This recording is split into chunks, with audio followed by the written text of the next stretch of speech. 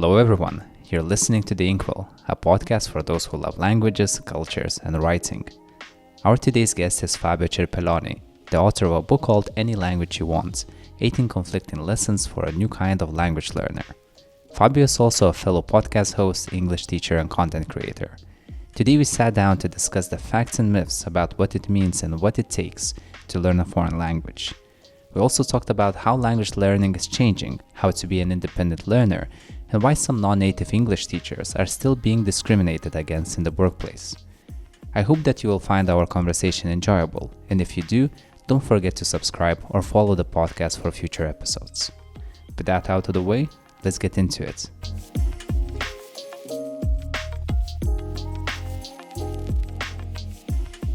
Hey Fabio. Hi Paulius. How are you? How's the morning? Really good. Just had coffee.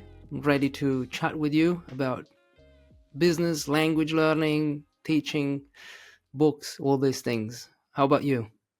Good. I still have my mug here on the table. I had one lesson to warm up, so at least my vocal cords are already running. So I think I'm also good to go. And Fabio, actually, this is our first time meeting. I got introduced to you actually by a mutual friend, Antonello, which I have also invited in the past to talk on the podcast. We had a really lovely conversation. And if it's a recommendation from Antonello, then I trust his recommendations. Yeah, I heard good things about you from Antonello as well. Sweet. Very good. That's fantastic. And Fabio, of course, I could introduce you, but it would be funny to introduce a person that I don't know that well yet. So instead, I will ask you to introduce yourself if you don't mind. So I'm a teacher of English, primarily. I'm from Italy. I started teaching in 2015. I was a learner of English before, so English is my second language. I traveled, I lived abroad for 6 years, for a total of 6 years. I lived in London, Australia, and New Zealand. Then I came back to Italy. I started teaching also at the British Council. I'm also a writer. I wrote a book, Any Language You Want. I love writing. I'm also a freelance writer for language learning blogs and publications mainly. I have a podcast, so I create content, podcasts, videos. I'm not I'm not a huge podcaster or a YouTube star. I just I press record and I talk into the camera or into the microphone, sharing. These days, I'm sharing a lot about writing. So, what writers do, what it means to write well, anything that's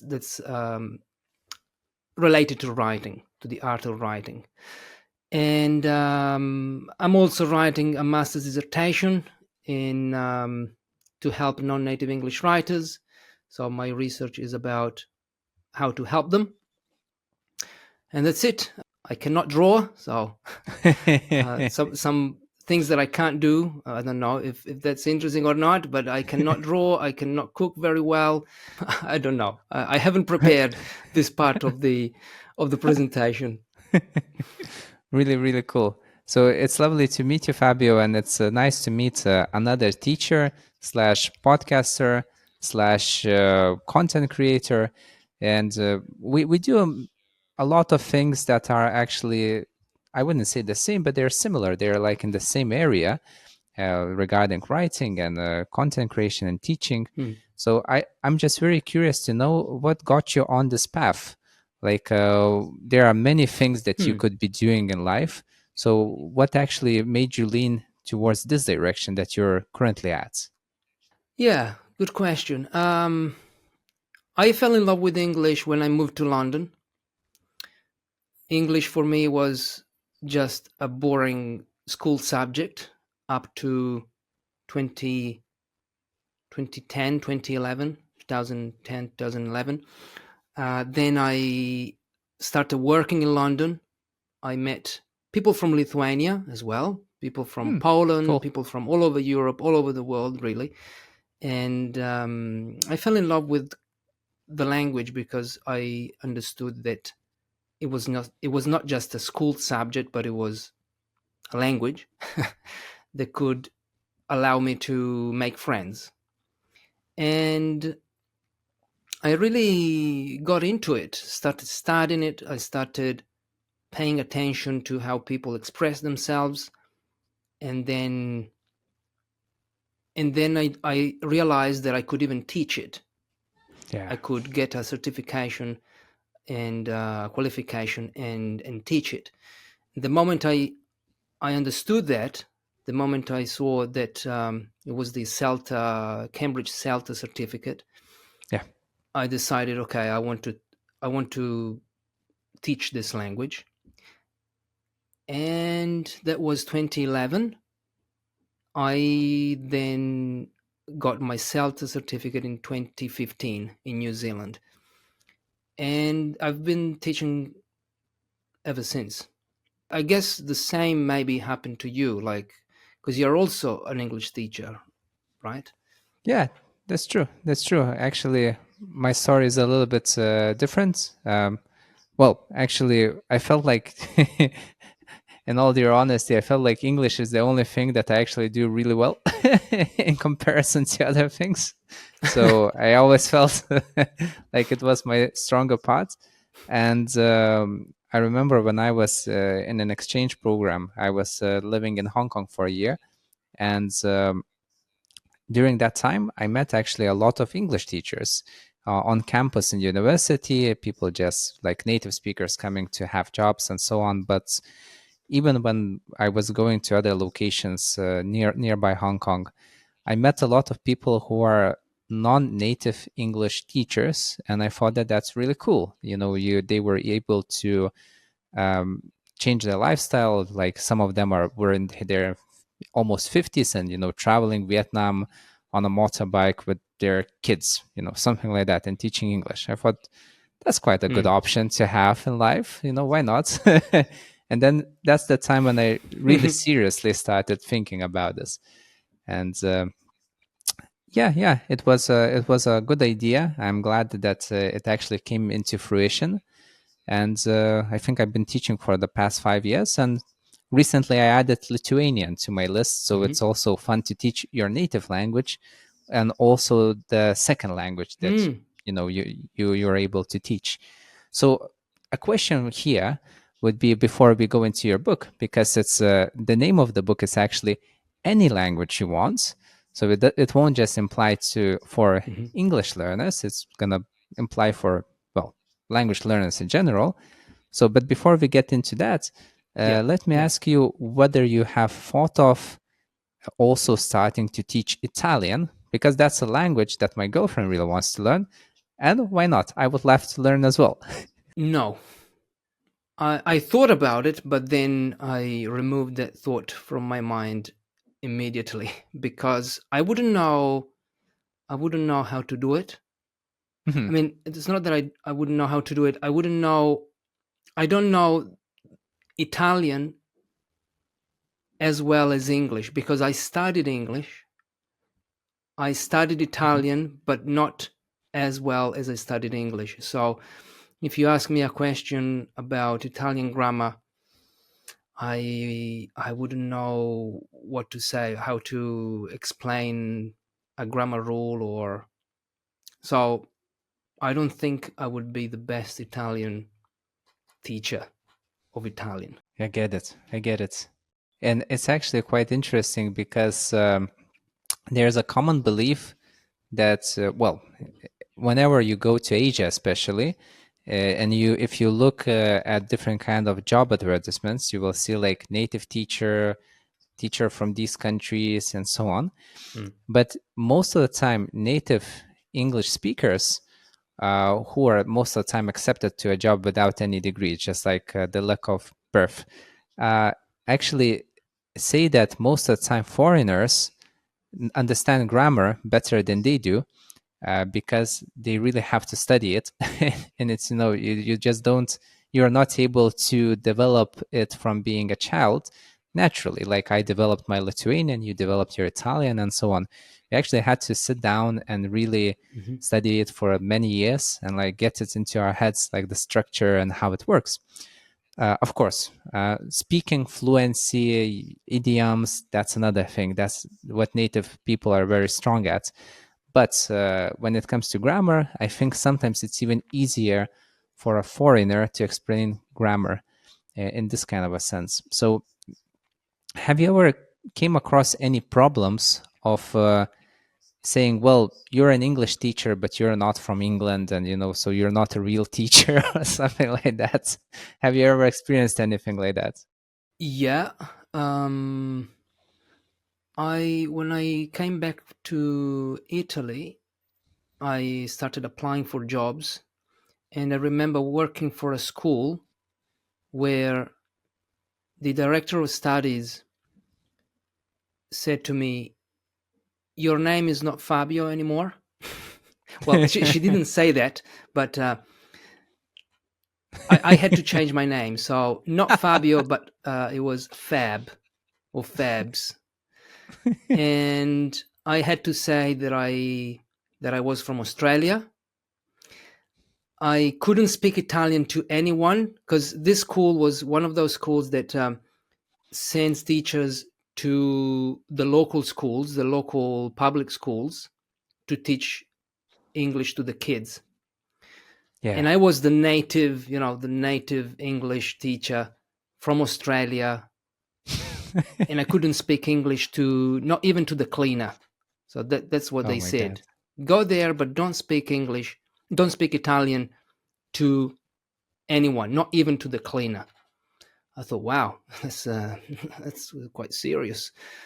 Because It apparently was, some yeah. schools and some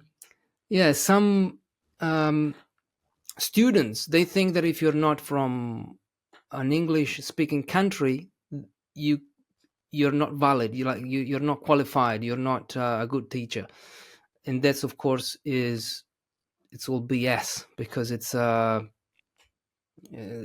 doesn't matter what your first language is, but apparently there is still some discrimination. And I remember another time I applied for another job that said the job ad was native English speakers or mother tongue English teacher wanted, something like this.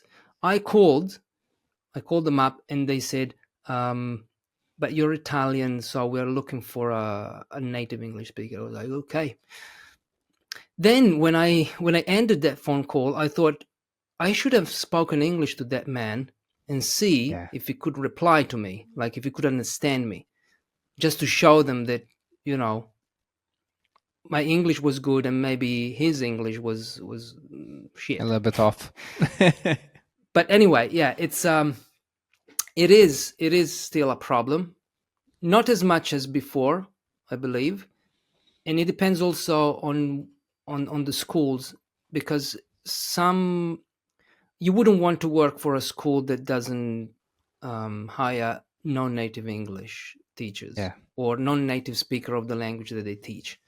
So if a school says, the school owner or the director of studies says, "Well, no, we cannot have you here because this," well, you're not the right school I want to work for. You're not the school I want to work for because you don't understand how language works. Not how language works, how language is used, Yeah. especially English Yeah. in around the world. So yeah, have you ever been discriminated against for this reason, No, like in no, no. schools or by No, students maybe? no, I wasn't. The only Hmm, thing that that's good. I wasn't discriminated, I was just maybe saddened because when I was just finishing Hmm, uni, my plan was actually to maybe go back to Asia for a little while and teach there. But I was a hmm. little bit disheartened when I saw that most of the schools are looking for native speakers. That's like it's not it's Yeah, kind of a bonus. It's like a prerequisite. So like not your criteria like a TEFL certificate or education, just native speaker. That's like your criteria to join. I was like, okay, that's a Yeah. little bit impossible. I can finish a master's or dissertations in English if I want, but I cannot finish becoming a native. Maybe change citizenships, maybe that will work, but that's crazy. So Yeah. so only that, but everything has worked out really well. Like even better, to be honest, because when I decided to teach online, I started looking for my own students, and it's even nicer when you don't have a mediatory party in between you and your students, like a school or an institution. It's just you and the students. It's the connection is better. You don't have anyone telling you that you're not filling in paperwork that you ought to fill and not use. so so it's actually quite better in some regards, in the long run. Uh, so nothing bad there. But I'm curious, Mm. like, did these experiences, different experiences, lead you to writing this book that you have written? Because the book comes out from your experience as a language learner and as a language teacher. So, just for clearance, I would like to give the guys that are listening the name of the book. It's called Any Language You Want: 18 Conflicting Lessons for a New Kind of Language Learner. So, two questions here. What made you Mm. write this book? And also, why have you selected 18 conflicting lessons? The point conflicting, that really caught my attention. And also, Mhm. bonus question on the side: what is a new language learner? What is this new kind of language Mm. learner? So you can start anywhere you want. It's a broad topic. Okay, sure. Nice questions. The first one is what led me to write this book. I first read, okay, I started reading a book called Anything You Want, Hmm. 14, 40 Lessons for a New Kind of Entrepreneur Hmm. by Derek Sivers. In this book, Anything You Want, Derek Sivers explains what he did, what he did when he was running his own company. And in each chapter, he tells a short story that sends out a message. So very personal. It's all based on personal narratives, and I really like that book. It was very short, with 40 chapters, Hmm. and I read it, I think, in 1 hour because it was like 80 Wow. pages, something like this. Then I thought, okay, I can write the same book, but I could tell my own stories about how I learned English. Yeah. And each story can can send out a message on how to learn a language, based on my personal stories. Then I read another book called How to Live Hmm. by Derek Sivers also. And it was the subheading was How to Live: 27 Conflicting Answers and One Weird Conclusion. And in this book, Derek Sivers, in each chapter, he talks about how to live. So, what's the best way to live? Chapter one, for example, I don't remember now, but chapter one tells you that the best way to live is to travel the world.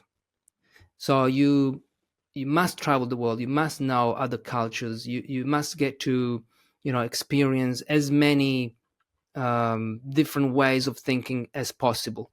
But in the next chapter, he tells you that the best way to live is to commit to one place. Don't Hmm. move. Get to know everything about your country, and all these things. So the opposite. And the conclusion. Well, I don't want to spoil the book, but Yeah. okay. The conclusion. You can read the book to get the real message. So the final message. And I thought, okay. So the book was written. How to Live was written in a very impersonal way. So the author doesn't use the word I. Mm-hmm. It's all do this, do that. It's very imperative. So it Mm-hmm. says you must do this, do that. Don't worry about this. So there are no stories, no personal stories. And I thought, okay, I can write a similar book on how to learn a language. So in one chapter, I could say, the best way to learn a language is to study grammar, for example. Mm-hmm. And in the next chapter, I could say, no, the best way to learn a language is to keep speaking, or you don't need to study grammar. Yeah. Okay. And I could give reasons why. I started writing this book, and I called it, like, the initial idea was to call it how to learn English. 27, I can't remember, but 20 lessons, contradicting lessons on how to learn a language, something like this. I emailed Derek Sivers asking, do you think this is something that I could, something that could work? The format that you used for your book maybe could work for anything that doesn't have one clear answer. So, for example, what's the best way to make money? Like, we can write many chapters Yeah. on how to make money. What's the best way to raise a kid? There's no one way to do these things. Derek Sivers replied. He said, yes, that would be great. So I started writing this book, but it felt all too impersonal, because it was very imperative, very, Mm-hmm. I couldn't include my stories. And then one day I was running, and when I run, I don't know if you run, but when I run, I don't know, maybe the brain is free to think. Yeah. You don't have many distractions. You just run, and you're alone with your thoughts, if you don't listen to some podcast, or unless you're listening to podcasts or YouTube videos. And I then realized, okay, I know what book I could write. I'm not going to write how to learn English. I'm going to write a book where in each chapter I tell my own story, my own little story about what I did and how I felt, and the strategies that I used to learn English, telling anecdotes like anything you want. But in each chapter, I'm going to say something that I will then contradict in the next chapter, Yeah. like how to live. And that was kind of like, that idea blew my mind. I thought, okay, no, I must write this book. It's gonna be great. Like, writing it's gonna be great. And that's what I did. So in each chapter, I tell my own personal Mm-hmm. personal stories on what I did to learn English, and I send out a message. I'm very imperative in each chapter. So I say, when I went to London, I did this, and that, and I took classes. This is chapter 1. I took classes, and I learned many things. So I explain what I did. And at the end of the chapter, I say, you must do this if you want to learn a language. There's no way you can learn a language without taking classes. How can you, you're going to discover many things. You're going to have a teacher who will care about you, if it's a good teacher. So to learn a language, take classes, move abroad, and do this. So every chapter ends with one sentence, which is, this is how to learn a language. Mm-hmm. In the next chapter, I say the opposite. So I say, I tell a story. I tell a story about, for example, chapter 2, how I learned by myself, because of course I didn't spend 4 or 5 years in class. Yeah. I did many things to learn by myself. I explain everything. I tell a story. About the time when I was in Australia, because I self-studied English in Australia for 2 years. And then I say, this is how to learn a language. Don't worry about taking classes. Whoever tells you that you must take classes or have a teacher, well, don't believe them. This is not how it works. This is how to learn a language. And I go on like this for 18 chapters. 18, I don't know why 18. It's just because at some point, like I thought about what I did to learn a language, and 18 is just, it's a random number that, I didn't plan to write 18 stories. I just shared all my stories, and I ended up having 18, basically. So, what was the second part of the question? Well, you already answered it too, actually, because you answered why. You answered why is it conflicting, but the last part is who is, because it's the name implies that it's for a new kind of language learner. So I'm curious, who is this new language learner? What makes it, how to say? Because it shows that there's a difference between like how it was and how it is. So I'm very curious to hear your opinion on that. Yeah, sure. New kind of a language learner is basically a learner who thinks with his own or her own head. Yeah. The idea, like I say this very clearly in the introduction. If you want, I can read the first paragraph. Please do. That'd be cool. It's just, I say, why this book? And I say, in over a decade of learning and teaching English, my second language, I've heard language teachers, coaches, learners, YouTubers, linguists, and language school owners claim that they know the correct answer to the question, what's the best way to learn a language? Some even claim to have found the secret to learning languages or the best method. I wrote Any Language You Want to rebel against this. So the idea is that, of course, there is no one right way to learn a language, but what I see at least online many times, is teachers prescribing methods.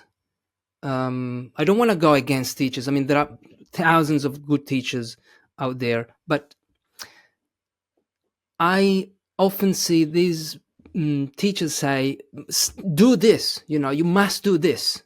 Yeah. Or don't say this word, use that word. Or so they kind of prescribe what the student or the language learner should do. And that's fine. But because they don't know, because when you are on YouTube or when you are creating content for language learners, you don't know the learners on the other side.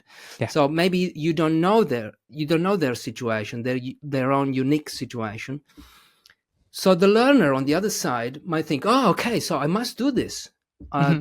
If I want to learn Italian, I must study the grammar, because this teacher, this expert Italian teacher, who is qualified and everything, says so. And the new kind of language learner is a learner who thinks, okay, is this true? Is this something that I should do, really?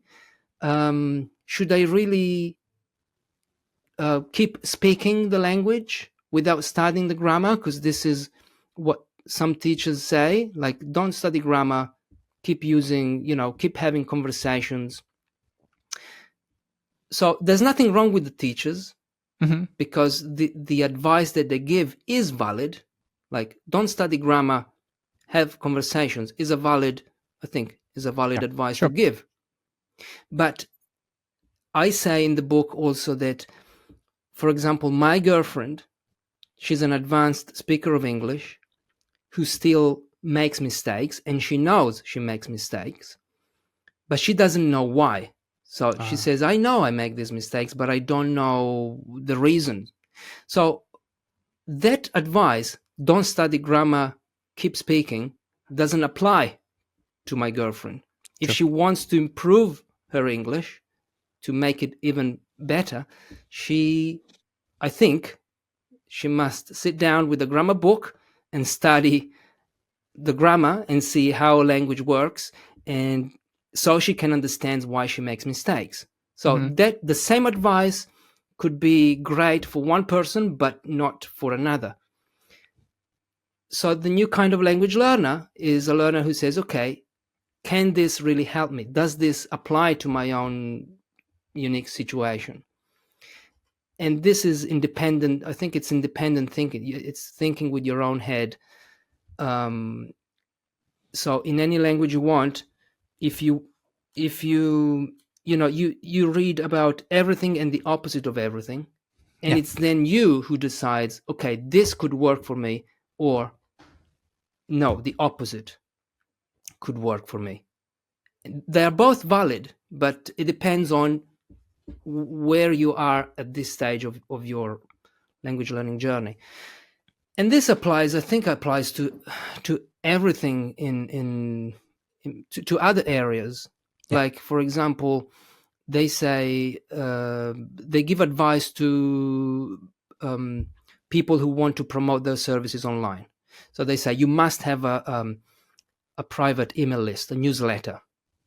Okay, is that true? Is that really? Are you saying that without a newsletter I cannot be a successful service provider?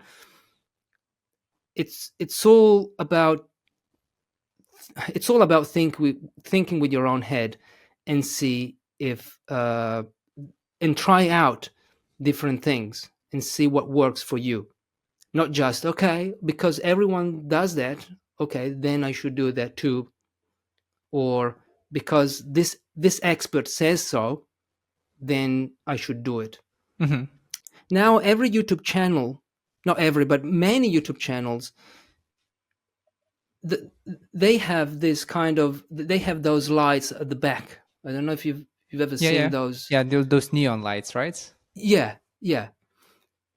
Why? Why? It looks like a standard thing to do now for YouTubers. A prerequisite, yeah. Yeah. So without those lights there, maybe you're not a serious YouTuber. And I think, and I'm sure, that many YouTubers do that because they saw other YouTubers doing that without Yeah. questioning whether is it useful to have a neon. Maybe it is. Maybe it's a way to create, the right atmosphere, Atmosphere, yeah. and I'm sure it works. As again, I'm not a YouTube star. I know very little about YouTube, so probably I shouldn't even speak about these things. But I guess that many people do things because they saw other people do those things without questioning. Yeah. It's actually quite interesting because what you have said, really, I can empathize with it. Because a year ago, I started learning Portuguese, and it's my fourth language. Before that, after, Wow. you know, I don't know when, I think when I was 25, I started learning Russian as well. And it's a difficult language to learn. Like, I still reached a level that is just sufficient, but Portuguese is easier because it's closer to English in many ways and grammar-wise as well. But I had already some experience of language learning and teaching because Hmm. it's like what I do just for a living in general. And even from day one, I started experimenting because I already understood how languages work and how language learning works. Mm-hmm. So, and what I enjoy doing is like having lessons with different teachers, like not only studying with one, but studying with a few, experimenting with different accents. So maybe having some lessons with a person from continental Europe, then having a lesson with someone from Brazil and then Mozambique, and just expanding your views and listening to podcasts, studying grammar at home, reading text for learners, and then trying to read something for native speakers. Like, it seems like I was all around the place, and Mm-hmm. but actually it showed me like where the language, like what is this new language that I started learning. And Mm-hmm.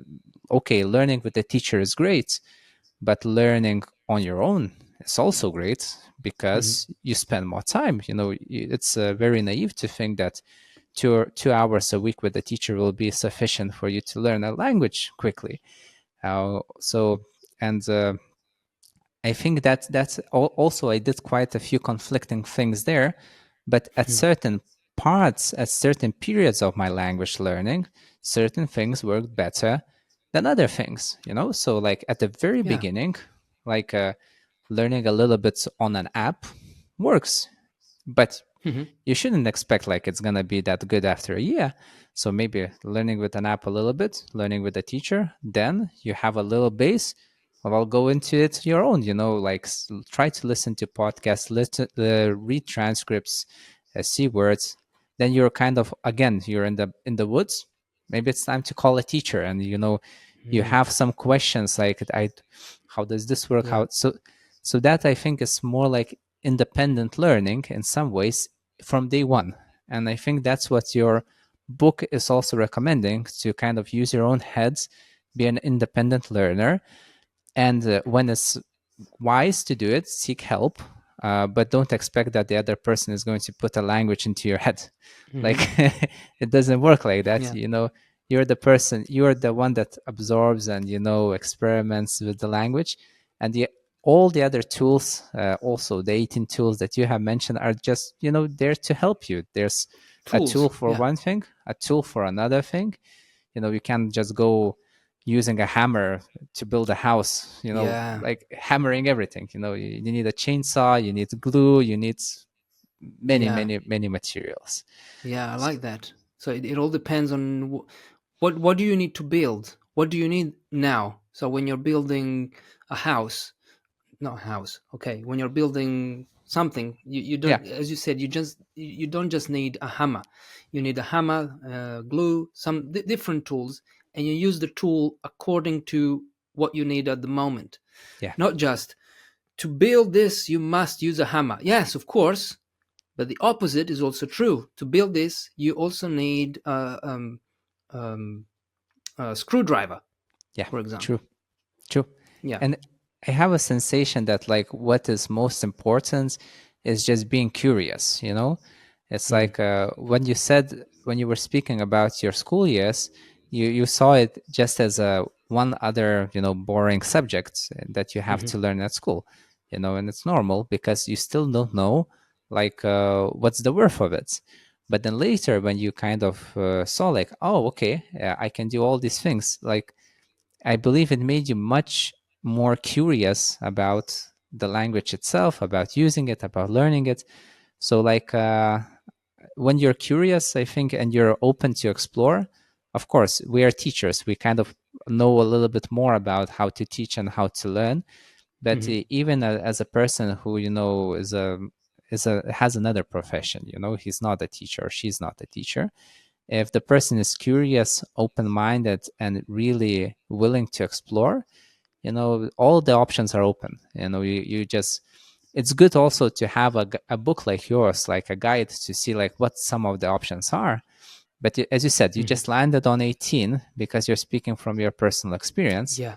and they are great tools. So, but also like maybe they will spark ideas in people's minds, like what happened to you while you were reading the books that you have spoken about before. It kind Hmm. of it becomes like a synergy. It synergizes, like Mm. one idea Mm. leads to another, and then you develop your own teaching schedule, teaching routine, learning schedule, learning routine, the way that Yeah. you learn. So it's like really personally customized to you in some ways. Yeah.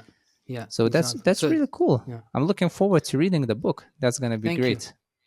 Thank you. Yes, you won't find, for example, you won't find any chapters on using apps, because I never used apps. Hmm. Also because in when I was learning really intensively, apps were not around in Yeah. 20, or maybe they were, but I didn't know they existed. So you won't find any apps that says, any chapter that says to learn a language you must use an app, or uh, so yeah, it's True. all, as you said, it's all personal, and maybe none of these, this is the book, none of these Nice. the none of these lessons might work for you. all of these, like some of these lessons might be useful, some others might not. It I don't know who is going to read the book, so I don't know the reader. I just know that if you pick up this book is because you want to learn a language, or you want to mm, learn a language. I don't know what else you would want to read this book. Um, Well, I also saw that it's very well reviewed on Amazon. So I think it has 5 stars and good recommendations. So it seems like for people that have read it, it worked because it hmm, seems like hmm, you shouldn't like take the notes as they are, and like take it's like I think the main ideas for the people to kind of gain new ideas and to spark new ideas. yeah. So, because I don't know if you know, I think you have also experienced it. Sometimes we're kind of in a rut. We're just Mm, a little bit in a maybe in a plateau, or maybe we're demotivated or tired or exhausted, or we're stuck in one way of doing things, and it drains energy, and you don't feel like you're actually making maybe progress there. But like the inner sensation is you feel terrible. You're like, oh my God, this is so tiring and so on. So just talking with someone that has a different mind, different perspective, or reading mhm, like someone that thinks about the same thing but a little bit from another point of view can mhm. like open up your energy to actually, wow, okay, it's like a new light at the end of the tunnel. Yeah, So I think that's what's the main purpose of like these kind of books like yours could be. It's actually to revitalize, not just give the ideas, but to kind of give back the motivation to actually do something. So I don't know if you had this yeah. intention while you were writing. Yeah. The book is I wrote this book to inspire and motivate, not to prescribe, not to give tips. Really, Yeah, I give tips based on my stories, but the main purpose is to show you that there's no one right way, and to encourage you to experiment, um, with things, like yeah, try that, see if it works. If it doesn't, try something else. sure. So the you can try out any of these chapters and see if they work. If they don't, well, try something else, because we are on learning is a highly personal activity, so it's very, I don't know, it's not, you cannot say you must learn in this way, because you can just give options and see.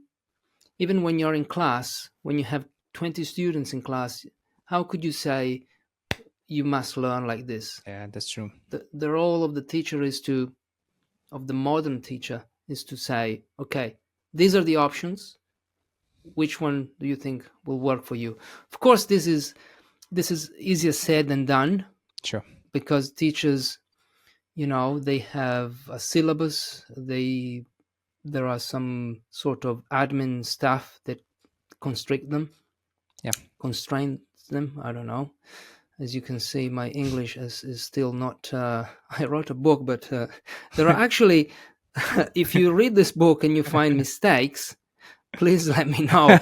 Um, so far, I've only found two. So two people said, "Okay, look, there's a typo there." I'll tell you a funny story here, because when I was working in a hostel, like when I was still Mm, at uni, uh, I had a chance to meet quite a few nice people.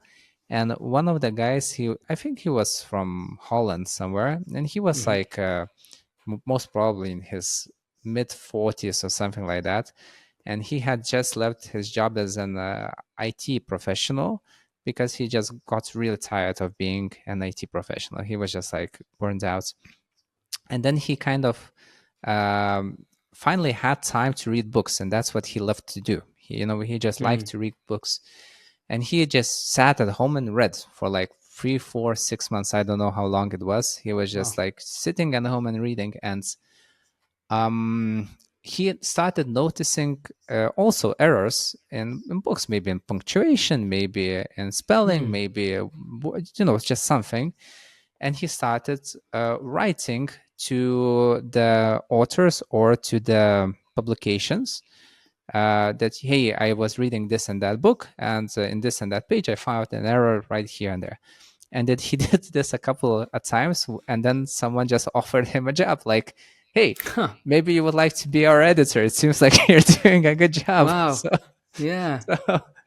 so guys, if you notice something here, Yeah. Let me know. connect Let me know. connect Fabio. Maybe you're gonna become his personal editor in the future.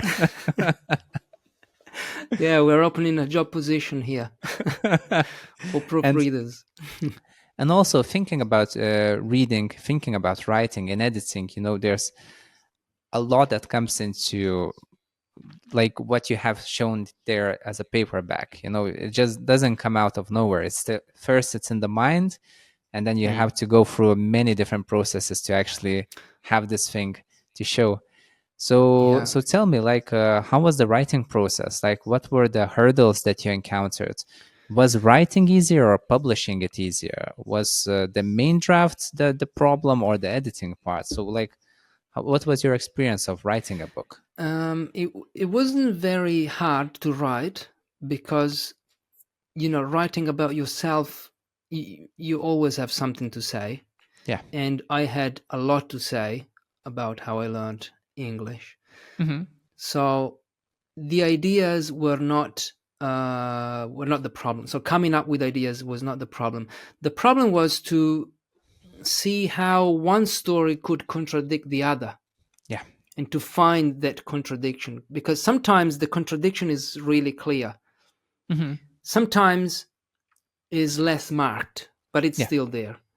So creating this contrast was challenging, but also challenging. So it was interesting, hard but interesting.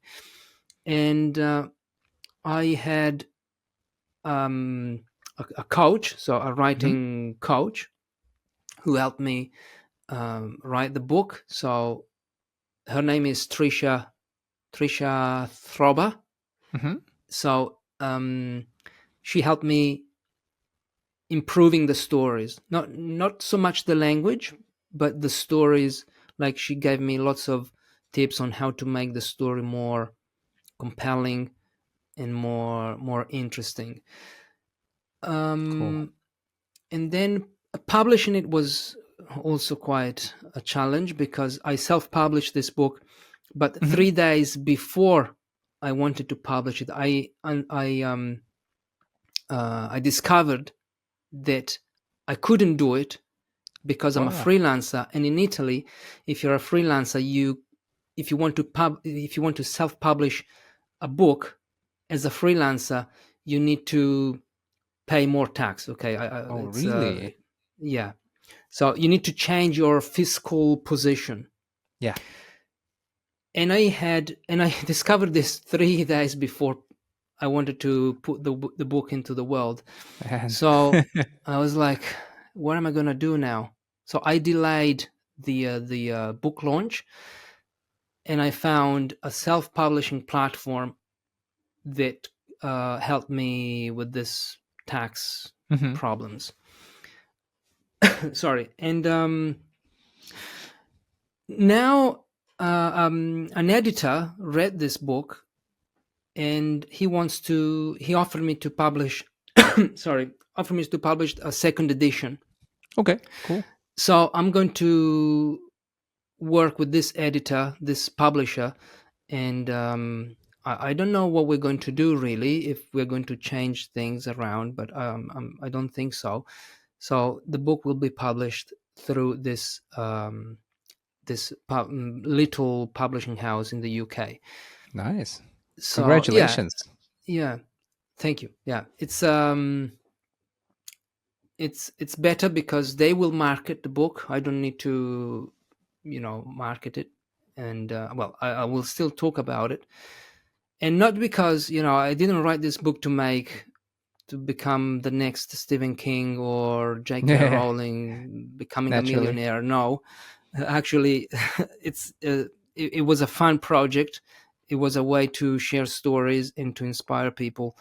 Um, So it's not really a money making machine that I started really. But yeah, I'm happy that people are reacting well Well, yeah. to what I wrote. Um, and of course, I would love to receive some, mm, not bad feedback, but some constructive feedback Yeah. on how to improve it. Because so far, it's I don't mind receiving positive comments, but it would be interesting to see if someone can say, okay, this book is good, okay, but this is how you could improve it, because this is how you improve, right? Mm. It's funny because like most of the time people lean to the extremes. So either they really praise something or they Mm. become hecklers and they just like shoot ideas down for I don't know whatever reasons. It's like so not many people are able to actually give you an very Mm. constructive opinion because overpraising doesn't require a lot of overpraising doesn't even require you to actually look at the work. You just say how great it Yeah. is. And giving like really bad remarks is the same. Like you don't even need to Yeah. look at the book. You can just say it's shit. You know, it's super easy to do both. But actually, to give constructive feedback, you have to like really dive deep and think about it and like reflect. Mm. It's not easy, and I think that's one of the reasons why people don't really give that because Yeah. I also would like to get more feedback on my lessons, on my podcast, and but it's a time and effort commitment, Hmm. So that's a thing that sometimes it's a little bit lacking. And speaking about podcasts, you mentioned that you also have yours, and you have a YouTube channel, I believe, as well. So Hmm. please tell me a little bit about what type of content do you create there? Yeah. Um, the the podcast started in 2021. At the time, I was experimenting with teaching English through photography because Mm, I love street photography, travel photography.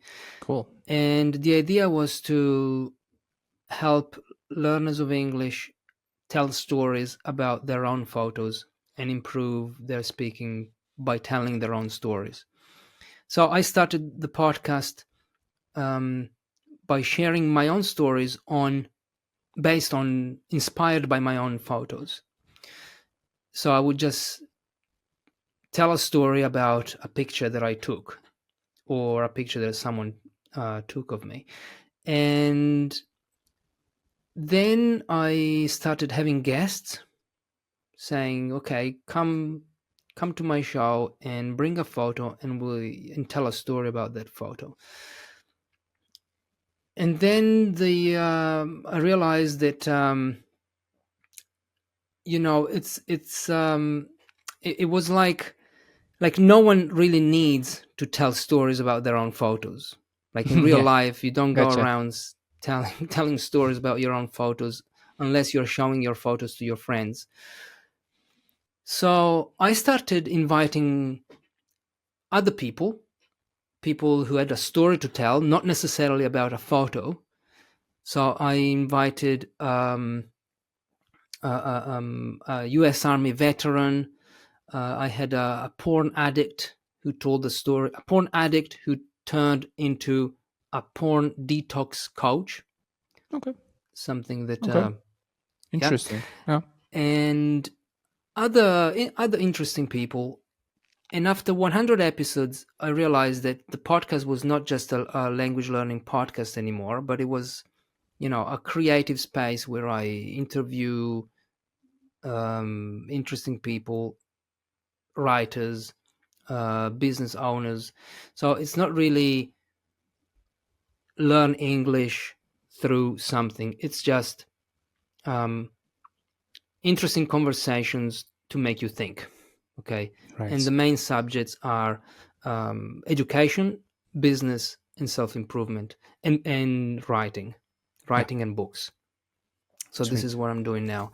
And on my YouTube channel, I do what you do. So I upload the episode on both Hmm. platforms. So on the podcast platform and on YouTube. I often record myself talking into the camera, sharing where I learn, sharing interesting things that I learn, and hopefully to help writers. Because I'm focusing on writing. I decided that I want to focus on writing because this is what I love doing.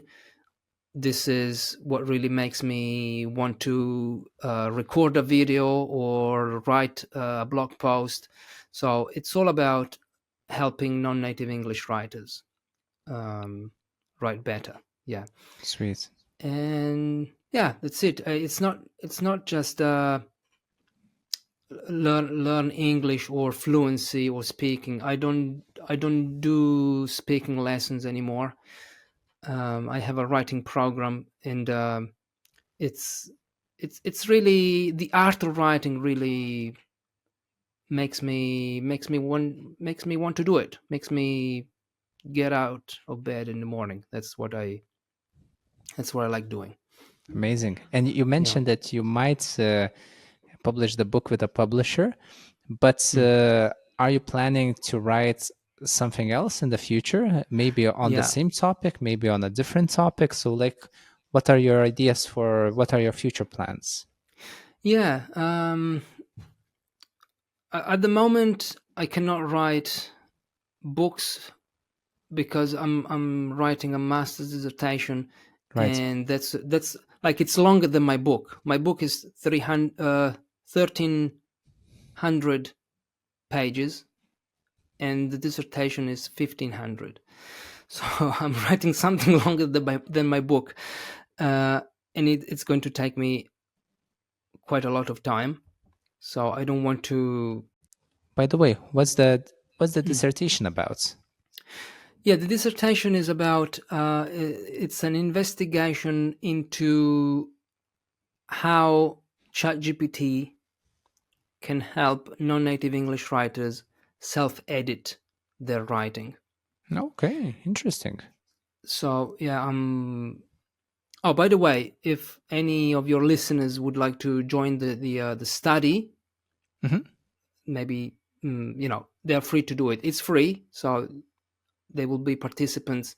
I will ask them to write a blog post, then I will ask them to self-edit, and that's it. So it's not a long-term study. Or Maybe I could join it as well. Or yeah, of are course, teachers yeah, allowed? yeah, yeah, yeah. You too. Yes, for sure. Sweet, We sweet, can. sweet. Because I sometimes use ChatGPT whenever I'm making, let's say, not necessarily a headline, but maybe a paragraph describing something, Mm-hmm. that's like even describing a podcast before Mm-hmm. uploading it on social media or somewhere.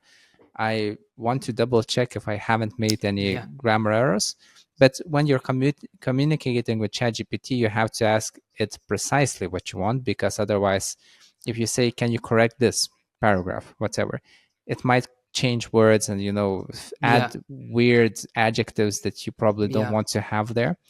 So you have to say, maybe, for example, please just change the grammar or the syntax where it is needed, right? Mm-hmm. And then, so Mm-hmm. you have to be more precise with it. Otherwise, you will get the results that you did not intend. So I think there's a lot to say about that, and it's going to even develop in the future. So Mm-hmm. so yeah, I think I would like to actually join in on this project. Fantastic. And yeah, and I write blog posts, on I used to write on Yeah. Medium, now on Substack. So cool. Yeah, we'll talk about that after the podcast episode. Yeah. The only requirement is that you're a non-native English writer Yeah. who would like to write. So and you need to have an account on the ChatGPT account, not the paid one, just the free one too. It's fine. Well, I don't get the paid one. I didn't buy the paid one. Did you Oh, actually okay. buy the paid one? Yeah, Chat? yeah. Oh. I think it's very useful. I don't use it like I think no one should use it to like to get the machine to write for you, Yeah. because then where is the fun? You cannot be a writer if you just type in a prompt and let the machine write for you. But it's an incredibly useful tool to self-edit your own writing and to learn to improve your Hmm. writing if you use it well. Again, it's a tool like the chapters in my book. You can True. use it. It depends on how you use it. Right. Yeah. So you also like it's terrible to use a Spider-Man quote, but with great power comes great responsibility. Like Yeah. my girlfriend always laughs at that. She thinks I used to like Spider-Man when I was a kid, and she still thinks I'm a fan. So I go bothering her by just dropping Spider-Man quotes. So this one is actually works really well.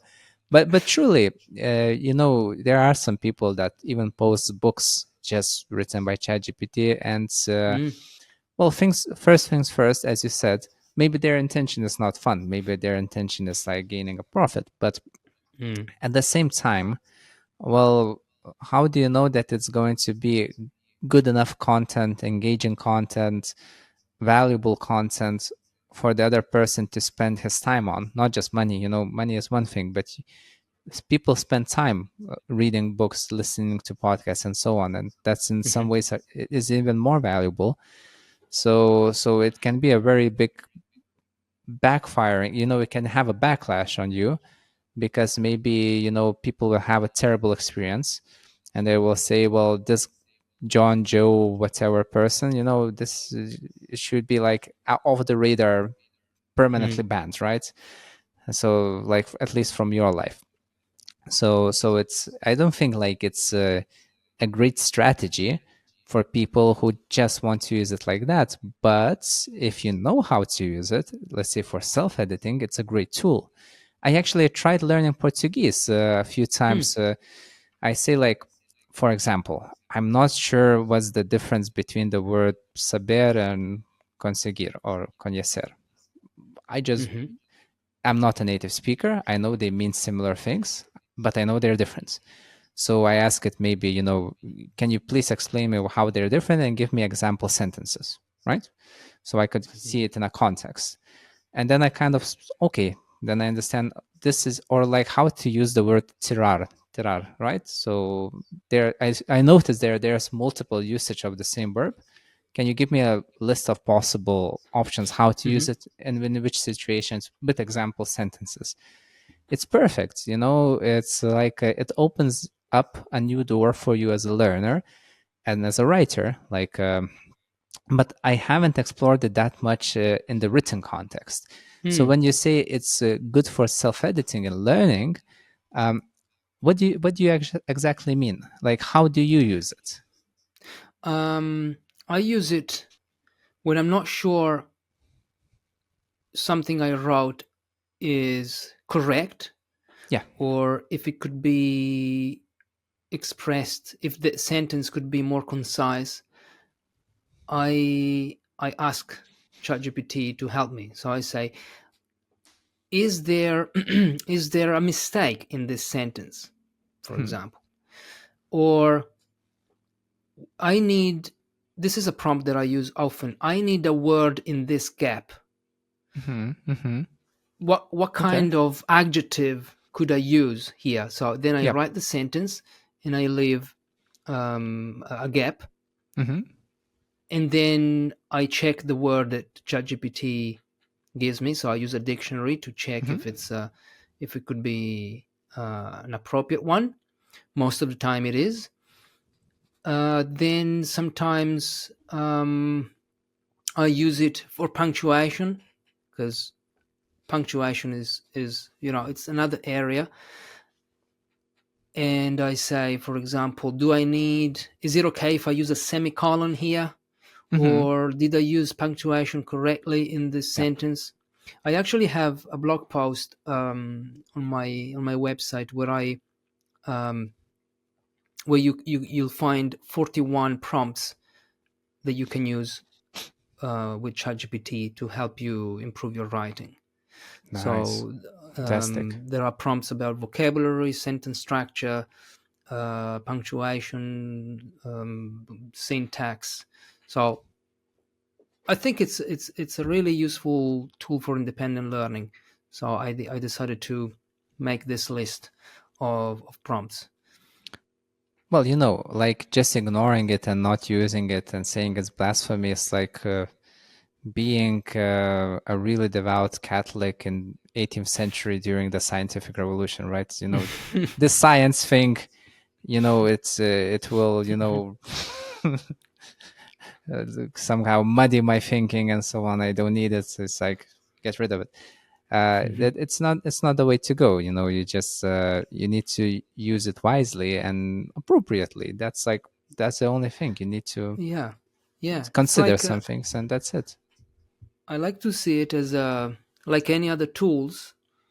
I think I wrote this in that blog post where you can find the prompts, that ChatGPT is a tool like a hammer. Oh, we're talking about hammer a lot, Yeah, hammers a lot today it's a in hammering this day. episode. So a hammer, you can use a hammer to build a hospital for kids. You can use a hammer to smash someone's head, or you can use a hammer to uh, defend yourself for self-defense. Yep, So is a hammer a good tool or a bad tool? It depends. A hammer is just a hammer. So sure.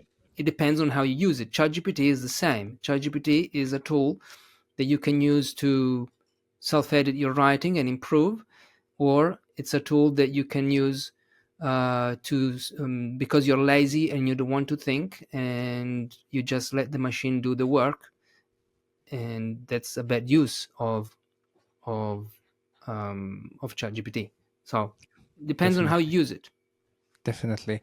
And just a question, like for the people who would like to explore this tool as well, I have a free version and I had played around with the free version. I know many people have, but not Hmm. that many people have actually bought the subscription to the updated version, Hmm. ChatGPT 4. I think that's what it is now. Yeah. So, what kind of differences did you notice, like in the functionality and what you can do with it? Is it really that apart from the free version? Um, you can generate images, Oh, you and do. that's Hmm, mainly why I bought the subscription. sweet. You can prompt, you can say, give me an image with, you give all the description that you want, um, for the generation of the image.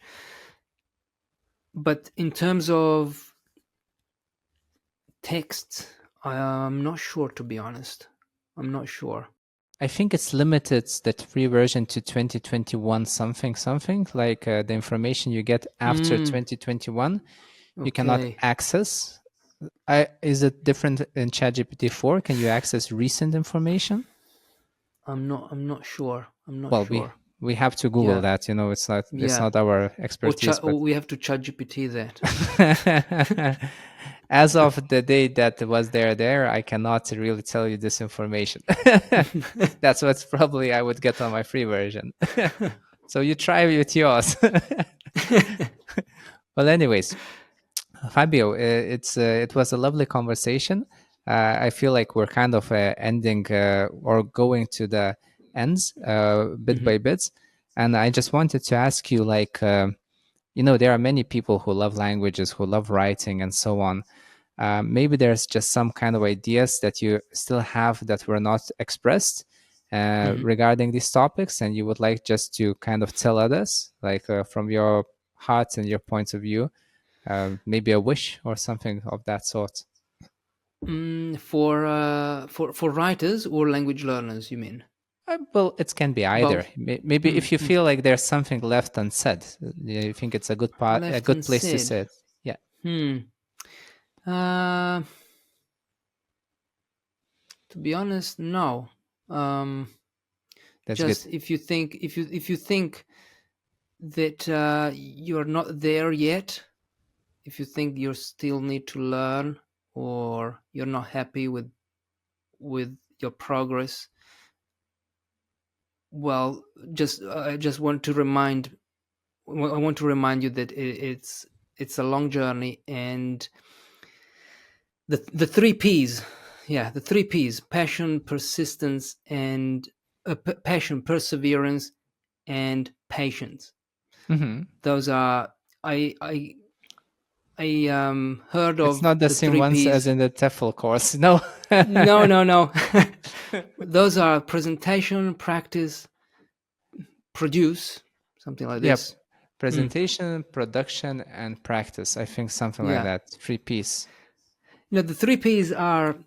Um, I was studying drumming. I was a drummer in my twenties, my early 20s, and one of my drum teachers said, "Remember the three P's: persistent, patience, perseverance, passion." And the day I heard that, I was like, "Wow, I love the three P's." So Yeah. I go around saying, "Remember the three P's," just because I'm a teacher. So I say, you need to be perseverant, perseverant, or Yeah. persistent, whatever. Yeah. Um, Passionate about what you do, and patient, Yeah. and That's that's very all you need. important. That's all you need. Definitely passion is not enough. Like you No, like you always bump into a wall when it gets boring, tiresome, and difficult. And yeah, if it's just passion that drives you, sorry, not gonna no, help. I agree. I agree. You can be very passionate about medicine, but you'll never be a doctor. Yeah. Passion is not enough. Hmm. And at the same time, I think like I don't remember from whom I heard this quote, but every master was once a fool, and you have to be Mm. a fool to become a master at any subject. It Nice. doesn't really matter which. So that actually really relieved a lot of tension for me when I was starting this Mm. podcast, YouTube channel, blogging, whatever, because I know I'm gonna be a fool at the beginning because I know nothing about it. So I'm gonna well, people are not gonna laugh at me and I won't become a laughing stock, but I will act as a fool because I'm clueless. I have no idea how this works, but with time, you develop experience and expertise, and you kind of start doing it a little bit better. And with due time, if you carry on doing it, you become hopefully great at what you do, and Yeah. maybe you Yeah. even reach a level of mastery, which is some people attain this kind of super very unique way of doing a certain activity. And Yeah. there's a great book by Robert Greene called Mastery. Maybe I have read Mm. it there, maybe somewhere else. He talks about various masters who reached a very high level of expertise in their crafts, and it doesn't really matter like the history and the place. He can have a chapter on Leonardo da Vinci and then have a chapter about Kobe Bryant. You know, Mm. they're both masters at their own crafts. Mm-hmm. But they reached a level that is superior to other people's in the same area. And well, how and why? Why is there only one Kobe Bryant or Mm. Michael Jordan or whatever? Like there's not many people who reach this. Let's say if you're in sports or whatever. But the first step is like being a fool. That's where everyone Yeah. starts, and it's fine. So you just have to accept it and enjoy it, because most likely that's the part where you learn the most. And you're just like when you're an A1 in a language Mm.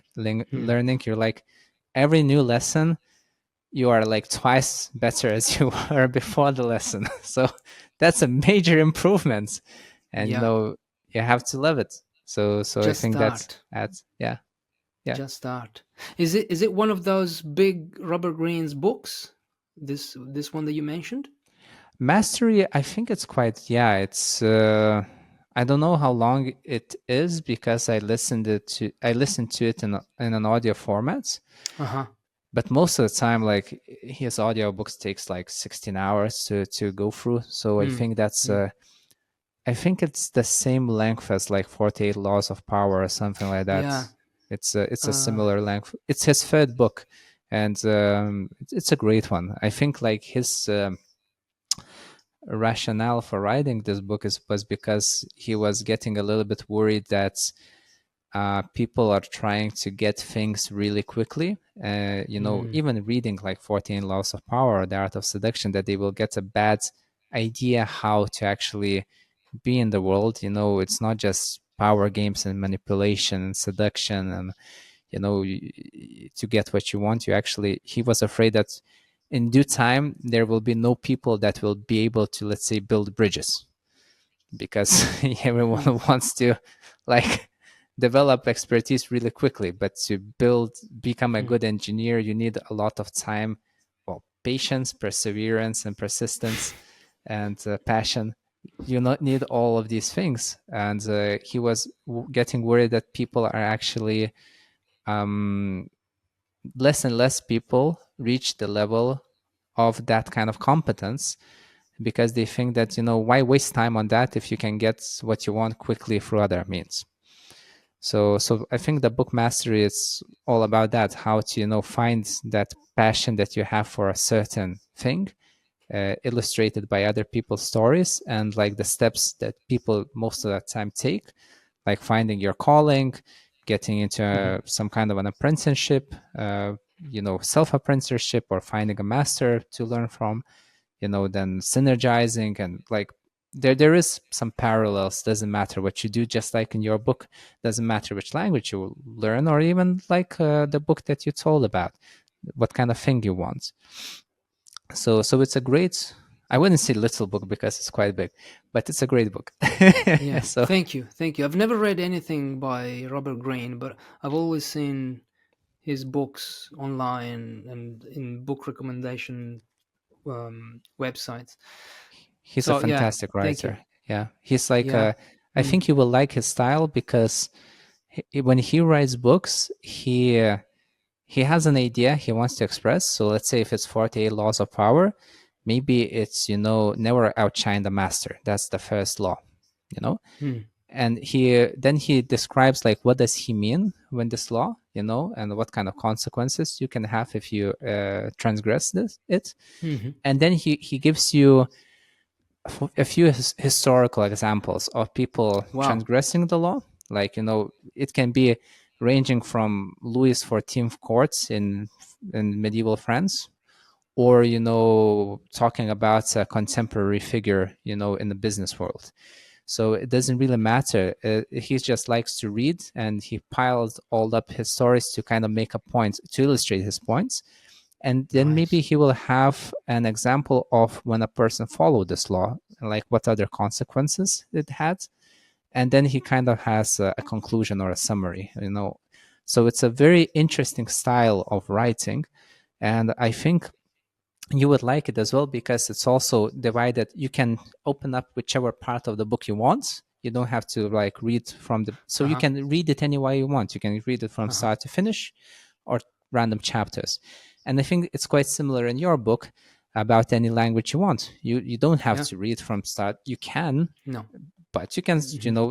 today I feel like Hmm. reading chapter 17. And you Hmm. open chapter 17 and, reread it. You get an idea, you get inspiration, you carry on. So yeah, Although it's nothing like Robert Greene's work. It's very in a way it's it's 80 in a way pages. it's better, because you will not need to spend like a few months or Yeah. like few days No. listening to it. By the Yeah. way, maybe last question regarding your book. Hmm.